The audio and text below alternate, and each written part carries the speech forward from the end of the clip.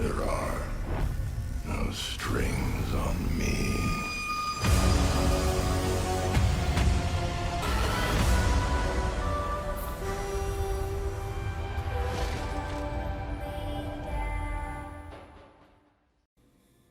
Alright, what is going on, everybody? It is your boy Connors, your Primitive AK here, back with another video for you guys today. Today we are here with the official, my favorite controller settings to be using on Call of Duty Vanguard. If you guys are new to the channel, make sure you guys leave a like and subscribe. Appreciate you guys showing the love and support as usual. We got a bunch of settings here that we're going to go through. I'm also going to cover some of the things in the interface here as well, just so you guys can sort of see exactly what I like to use, some things that may help you out. So these settings certainly do help you out. Make sure you guys leave a like, and if you have any questions, just let me know if you have any questions about why I may use a certain thing. So without further ado, let's go ahead and get right into it. Now, a quick disclaimer, I do actually have a SCUF controller. I have a 2-paddle SCUF. I also have a 4-paddle SCUF.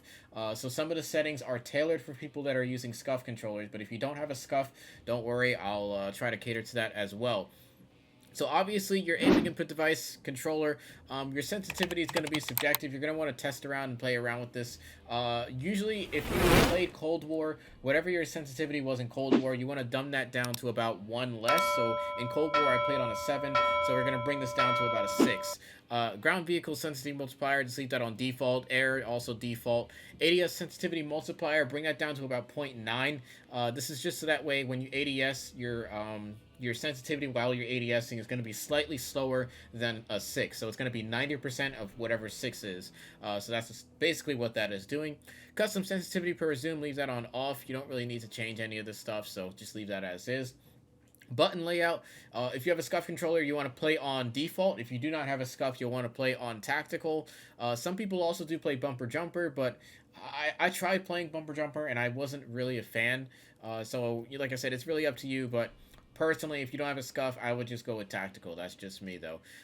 Vertical aim, on foot, ground vehicles, and air vehicles, leave on standard. Aim response curve, I leave on standard as well.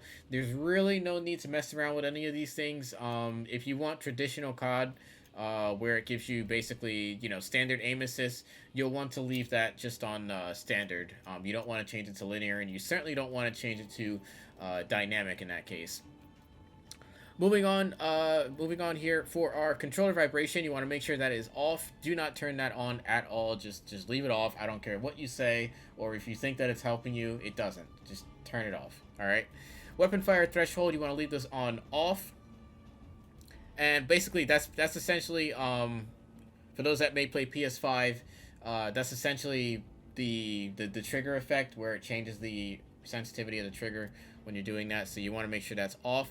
ADS sensitivity transitioning timing, leave it on instant. ADS sense multiplier, steady aim on 1.0. Stick layout default. Controller orientation up. ADS stick swap off. Left trigger dead zone. Now this is something that I actually haven't played around with yet, but as far as I know, my dead zone doesn't have any issues, so that's why I haven't touched it. But if you notice that your controller is not as responsive as it should be, you want to make sure that left trigger minimum input dead zone is set to 13. Let me actually turn down this music here because this is incredibly loud in my honest opinion here. All right, cool. So dead zone, I recommend if you're having controller issues where it's not responding as well, you'll probably want to turn this down to about 5 on all of them.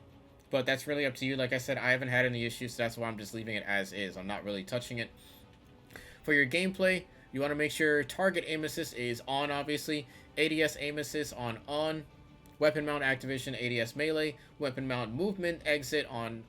Depleted ammo weapon switch on. Blind fire on. Automatic airborne mantle on. Mantle stance queuing on as well. Automatic sprint. Automatic tac sprint, that's what you want to have this on. This is the same setting that I use for Warzone, so that way you don't button mash your L3 stick. So you would certainly don't want to have to worry about doing that as well. Auto move forward is on off. Sprint cancels reload off. Sprint door bash on, and slide behavior on tap. Don't leave this on hold, because that way you don't have to hold it down.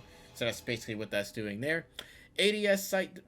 ADS behavior on hold, equipment behavior on hold, steady aim behavior on hold, automatic weapon fire behavior on hold as well, interact reload behavior tap to reload, and scoreboard behavior toggles. Now some things I do want to add on to as well.